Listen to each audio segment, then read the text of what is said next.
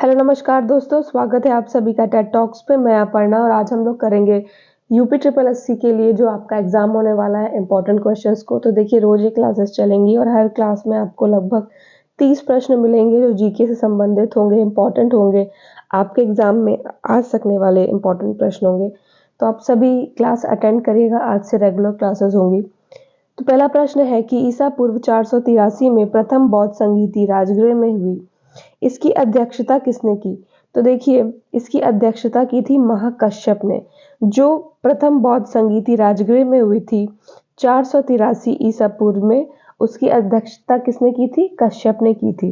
ठीक है, तो देखिए आप ये भी जानते रहिए कि प्रथम बौद्ध संगीति का जो आयोजन है वो गौतम बुद्ध के निर्वाण प्राप्त करने के कुछ समय पश्चात 483 ईसा पूर्व में हर्यक वंश के शासक अजात शत्रु के समय, किसके समय? हर्यक वंश के जो शासक थे अजात शत्रु के समय राजगृह बिहार की सप्तपर्णी गुफा में किया गया था और जिसकी अध्यक्षता बुद्ध के प्रमुख शिष्य महाकश्यप ने की थी। ठीक है, और इसमें लगभग 500 से लेके 600 तक बौद्ध भिक्षुओं ने भाग भी लिया था।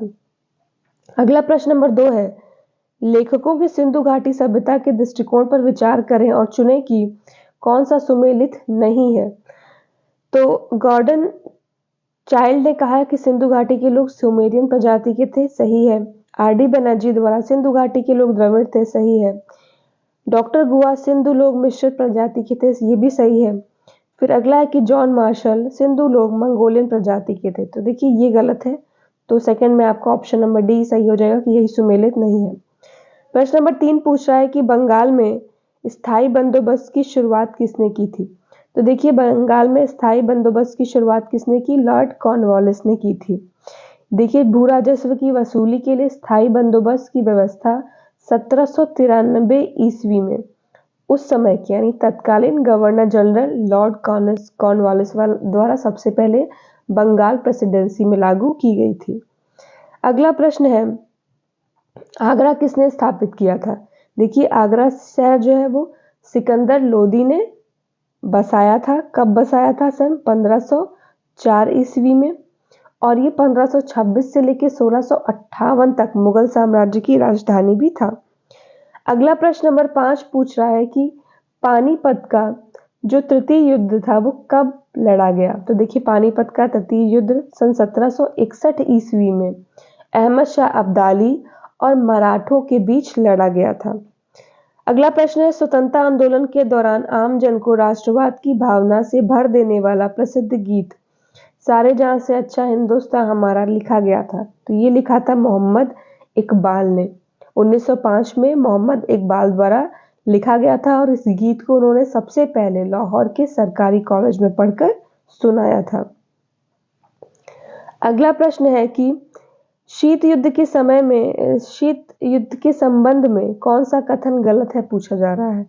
तो देखिए इसमें जो आपका ऑप्शन नंबर 2 है कि यूएसएसआर और अमेरिका युद्ध में सीधे शामिल थे, वही इसका गलत है।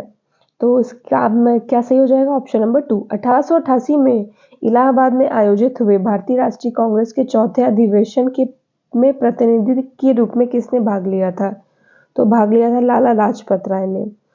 प्रश्न नंबर 9 पूछ रहा है कि भारत छोड़ो आंदोलन के दौरान किसे हीरोइन ऑफ 1942 की उपाधि प्राप्त हुई थी? तो किसे प्राप्त हुई थी? अरुणा आसफ अली को हुई थी। क्या सही है आपका? ऑप्शन नंबर 3 सही होगा। अब अगले प्रश्न की तरफ चलते हैं। प्रश्न नंबर 10 है, वर्ष 1929 लाहौर कांग्रेस सत्र के बारे में निम्नलिखित कथनों पर विचार करने को कहा गया है। इसकी अध्यक्षता नेहरू द्वारा की गई। इसमें पूर्ण स्वराज या पूर्ण स्वतंत्रता की घोषणा की गई। इसने 26 जनवरी 1930 को स्वतंत्रता दिवस मनाने का निर्णय लिया गया। गांधी जी ने करो या मरो का नारा दिया। तो इसमें आपका ऑप्शन नंबर सी सही है। पहला, दूसरा और तीसरा सही हो जाएगा आपका जो प्रश्न नंबर 10 दिया था उसमें। प्रश्न नंबर 11 है, वायुमंडल की परत जहां विद्युत चालकता होती है। तो वायुमंडल देखिए 5 परतों में विभाजित है। क्षोभ मंडल, समताप मंडल, मध्य मंडल, आयन मंडल और बहिर्मंडल। ठीक है, तो जहां विद्युत चालकता होती है उसे हम क्या कहते हैं? आयन मंडल कहते हैं। इसमें आपका क्या सही है? इसमें आपका सही ऑप्शन नंबर 3 सही है। अब अगले प्रश्न की तरफ चलते हैं। भारत और श्रीलंका किसके द्वारा अलग होते हैं? तो भारत और श्रीलंका किसके द्वारा अलग होते हैं? मन्नार की खाड़ी और पार्क स्टेट दोनों के द्वारा अलग होते हैं। आपका इसमें ऑप्शन नंबर 3 सही हो जाएगा। प्रश्न नंबर 13 है कि कौन सी नदी प्रणाली भारत के 10% क्षेत्र को आवृत करने वाली दूसरी सबसे बड़ी घाटी है? तो इसमें आपका सही ऑप्शन नंबर 1 गोदावरी। ठीक है। प्रश्न नंबर 14 है कि नागार्जुन सागर बांध बना हुआ है, किस पे बना हुआ है नागार्जुन सागर बांध? देखिए वो कृष्णा नदी पर बना हुआ है। अगला प्रश्न है भारतीय राज्य सीमा में हिमालय का सर्वोच्च शिखर कौन सा है? भारतीय राज्य सीमा में हिमालय का सर्वोच्च शिखर कौन सा है? कंचनजंगा है। क्या सही हो जाएगा? इसमें आपका ऑप्शन नंबर बी सही हो जाएगा। प्रश्न नंबर 16 है निम्नलिखित में से कौन सा उत्पाद लागत है? पूछा जा रहा है कि उत्पाद लागत कौन सा है? विक्रेता का कमीशन, प्रशासनिक स्टॉक वेतन, बैंक लोन पर ब्याज या फिर परोक्ष सामग्री। तो देखिए जो परोक्ष सामग्री होती है ना, उसी को किसी वस्तु की उत्पाद या उत्पादन लागत कहा जाता है। तो 16 में आपका क्या सही हो जाएगा? ऑप्शन नंबर डी सही हो जाएगा। ठीक है। अब हम अगले प्रश्न की तरफ चलते हैं। प्रश्न नंबर 17 पूछ रहा है कि भारत में खाद्य सुरक्षा अधिनियम किस वर्ष लागू किया गया? तो वो लागू किया 2013 में लागू किया गया था। प्रश्न नंबर 18 है मुद्रास्फीति के समय कर की दरों में निम्नलिखित में से क्या होगा?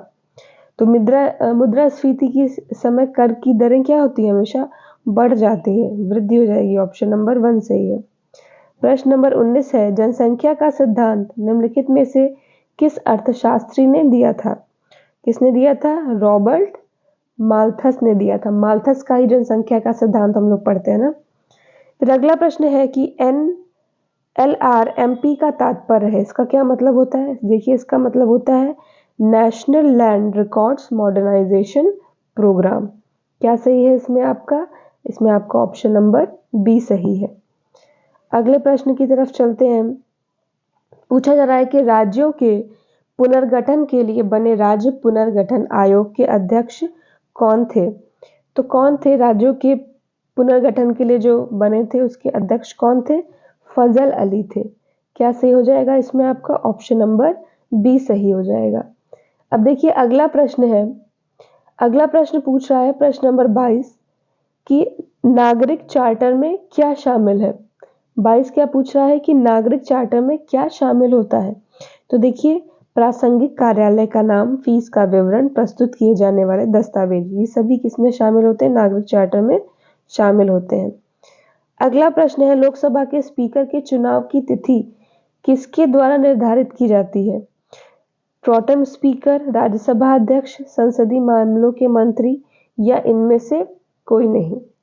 तो देखिए लोकसभा के स्पीकर या अध्यक्ष की जो चुनाव की तिथि होती है वो निर्धारित नहीं होती है।